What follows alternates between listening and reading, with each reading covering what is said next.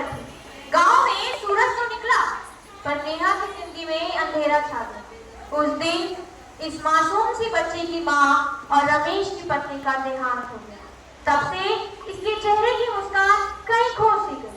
ये कहानी यहीं नहीं खत्म होती, क्योंकि ये कहानी एक बेटी की है, एक बेटी की नहीं बल्कि पूरे समाज की है। आप सभी को मेरा नमस्कार।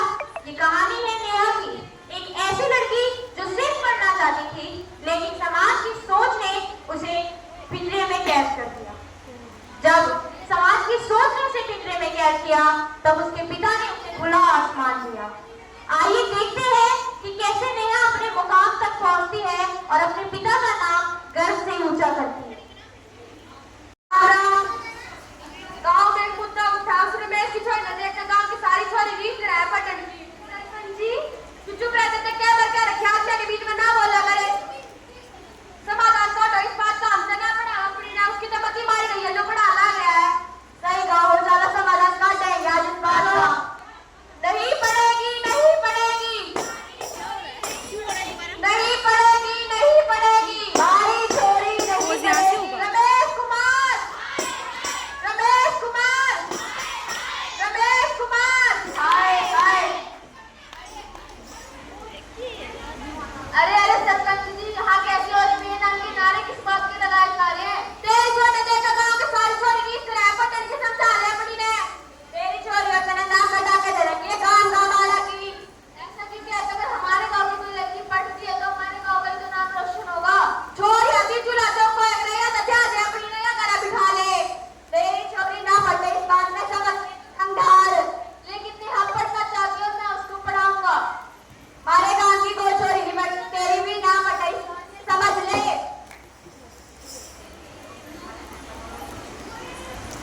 पिताजी, पिताजी क्या हो गया पिताजी?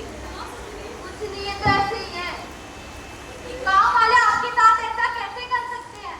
ये तो ऐसे ही है, इनकी सोच ही ऐसे, चाहते ही नहीं कि हमारे गांव में कोई लड़की पढ़े। पिताजी मुझे नहीं पढ़ना।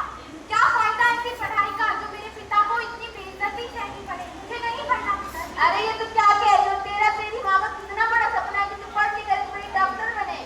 पर पिताजी, ये गांव वाले मुझे कैसे पढ़ने देंगे? मैं नहीं पढ़ सकती यहाँ एक ऐसी जगह पर जहाँ लोग लड़कियों को पढ़ने ही नहीं देते। तो चिंता मत कर, तू शहर जा और वहाँ जाकर अपनी आगे की पढ़ाई पूरी कर। मैंने तेरे चाचा से बात कर ली है। पर पिताजी, अगर मैं यहाँ से चली गई, ये गाँव वाले आपको ना जाने क्या क्या और किस बात सिखाएंगे। तो इनकी चिंता क्यों कर रही है? तेरी कामयाबी किताबों को भी दबा देंगे, और जब तुम कामयाब होगी तो यही लोग मिठाई और ताने बजाते जाएंगे।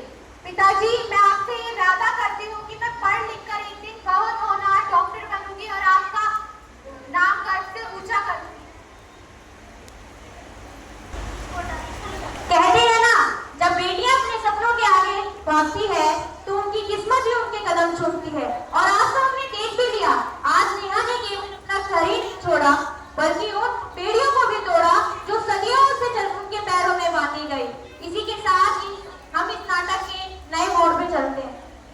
मिठाई मिठाई खा। किस बात की सरपंच जी? करते कितनी बार खा रखे आत्मा के बीच में ना बोला कर। किस जबान पे लगाम लगाया कर औरत है तू। किस बात की सरपंच? हमारे गांव में नया अस्पताल है ना, वो बंद पड़ा था इतने दिन आता, उसमें भाई नया डॉक्टर है, वो खुल लग रहा है। अच्छा, अरे सुनने में कोई गलती हुई है। डॉक्टर नहीं, डॉक्टर नहीं आई है। हाँ वही जिसे आप लोगों ने पढ़ने से रुमाल बाहर लड़की है, पढ़कर क्या ही करे। अच्छा, तो मेरी छोरी आई है। हाँ हाँ, नमस्ते सरपंच साहब, नमस्ते चाचा, नमस्ते चाची। अरे ये तो अपनी गुड़िया है। गुड़िया? शायद पहचानने में गलती हो गई। गुड़िया नहीं, डॉक्टर नेहा गुप्ता, वही जिसको आपने पढ़ने से रोका, जिसके ऊपर इतनी सारी बंदिशें लगाई, फिर भी देखिए आज मैं कहाँ हूँ। है, आप लोगों से क्या ही उम्मीद रख सकते हैं, उन लोगों से जो आंदोलन में भी लड़कियों को अपने आप से पीछे रखते हैं।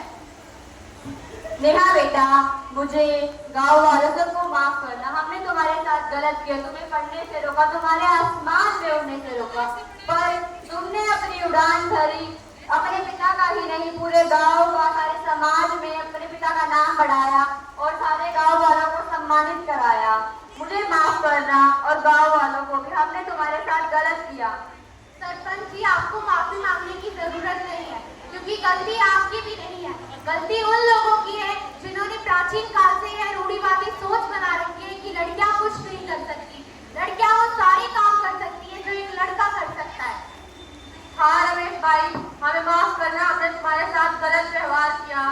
आप माफी मत मांगिए, बस वादा कीजिए कि आप लोग हर एक लड़की को पढ़ाएंगे और नेहा जैसी बनाएंगे। अगर हम लड़कियों को पढ़ने का अवसर दें तो वो हर एक मुमकिन काम कर सकती है। हाँ हाँ, जरूर जरूर, हर हम अपने गाँव की, देश की हर एक लड़की को पढ़ाएंगे। क्या है? हम भी अपनी पिंकी को पढ़ाएंगे। हाँ जरूर पढ़ाएंगे, जो नेहा जैसी डॉक्टर बनकर अपने सपनों को सजाएगी, अपने गांव के साथ साथ अपने देश का भी नाम रोशन करेगी। हाँ जरूर, हम ये वादा करते हैं, हम अपने गांव की, अपने घर की हर एक बेटी को पढ़ाएंगे ताकि वो नेहा जैसी बनकर हमारा नाम रोशन करेगी।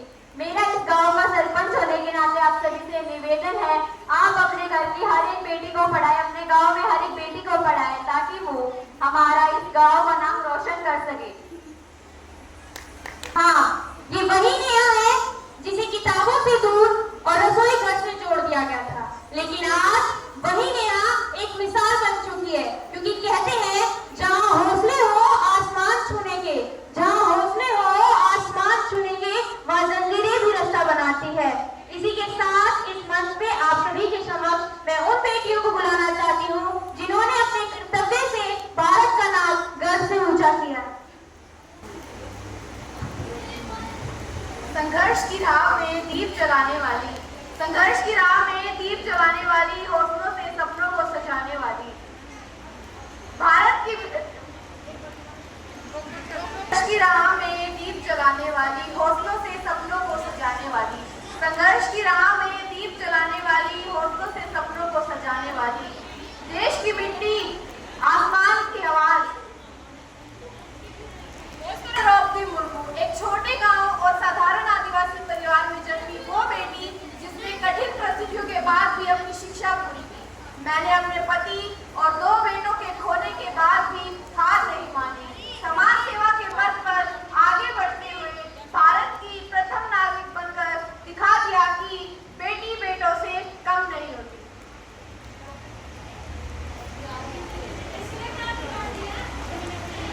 वो एक बेटी थी लेकिन किसी बेटे से कम नहीं थी।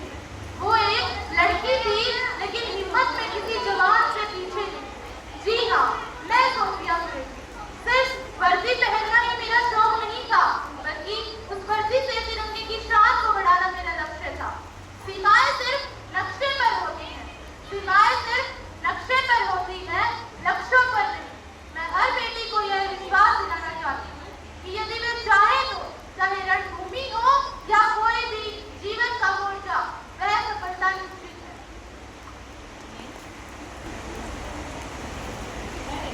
मैं विंग कमांडर वयोमिका सिंह। मैं सिर्फ एक बेटी नहीं, रणभूमि की रानी हूँ। मैं सिर्फ एक बेटी नहीं, रणभूमि की रानी हूँ। वर्दी में भी सेवा में भी, वर्दी में भी सेवा में भी मैं भारत की शेर दिल कहानी हूँ। न माथे पे तिलक था न मांग में सिंदूर, न माथे पे तिलक था न मांग में सिंदूर, पर मैं देश के लिए थी ऑपरेशन सिंदूर। न शोर मचाया न तस्वीरें बनवाई, न शोर मचाया न तस्वीरें बनवाई, सिर्फ और सिर्फ मातृभूमि के खातिर मैं बाज बन उड़ाई। मैं वो चिंगारी हूँ जो अंधेरों में जलती है, मैं वो चिंगारी हूँ जो अंधेरों में जलती है, हर मुश्किल को पार कर एक नई कहानी लिखती है। मिस वर्ल्ड का ताज मेरे सिर पर सज गया, यह सिर्फ मेरा नहीं मेरे देश का सपना पूरा हो गया। अब हर दिल में सजता है मेरा नाम, अब हर दिल में गूंजता है मेरा नाम, मेरा भारत ही है मेरी पहचान। स्वर कोकिला की मधुर तान है लता, स्वर कोकिला की मधुर तान है लता, हर दिल की धड़कन हर दिल की जान है लता। जिसने संगीत को पूजा बना दिया, जिसने संगीत को पूजा बना दिया, भारत की अमर पहचान है लता। नमस्कार, मैं लता मंगेशकर। मैंने मंच पर कभी चीख कर नहीं, चित्रों से ही साबित किया है कि बेटियां भी देश की आत्मा है। सपनों को पंख दिए आसमां छू लिया, सपनों को पंख दिए आसमां छू लिया, धरती की हदें तोड़ी खुद को साबित कर दिया। कल्पना थी पर हकीकत बन गई, कल्पना थी पर हकीकत बन गई, भारत की बेटी से तारों ने अपना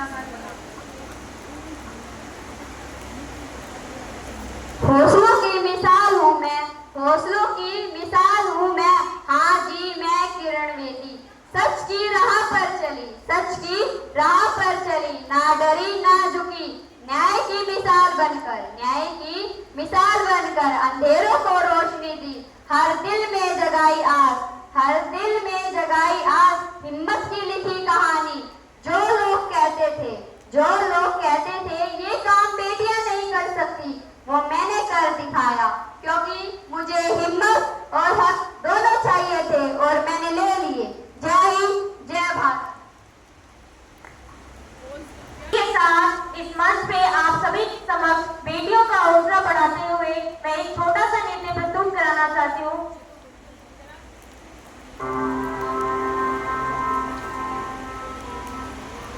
ओ संग में मैं जा